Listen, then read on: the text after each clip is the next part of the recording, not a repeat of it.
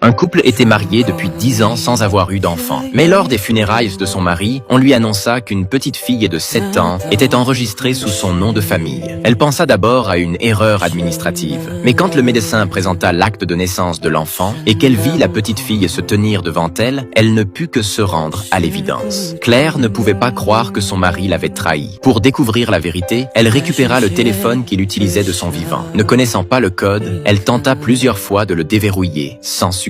Le lendemain, lors de la cérémonie funèbre, elle se souvint soudain de la date de naissance inscrite sur la carte d'identité de la petite fille. Elle sortit le téléphone et réessaya. Cette fois, il se déverrouilla sans la moindre difficulté. Sur ce téléphone, elle découvrit une vidéo où la petite fille appelait son mari « papa ». À cet instant, elle fut entièrement convaincue qu'il l'avait bel et bien trompée. Pour retrouver la maîtresse de son mari, Claire demanda à la petite fille qui était sa mère. Mais l'enfant était muette. Face à la disparition de son mari et à la solitude de cette petite fille, Claire n'eut d'autre choix que d'assumer la responsabilité de s'en occuper. Elle lui prépara des nouilles. La petite fille attrapa le ketchup et dessina un cœur sur les nouilles avant de commencer à manger. Mais en voyant cette scène, Claire s'effondra complètement, car son mari avait l'habitude de faire exactement la même chose de son vivant. Le lendemain, Claire se rendit à l'entreprise de son mari pour y chercher des indices. Après avoir fouillé soigneusement, elle finit par trouver une note utile dans la corbeille à papier. En suivant l'indice inscrit sur ce billet, elle arriva devant une boutique. Le propriétaire reconnut la petite fille au premier coup d'œil.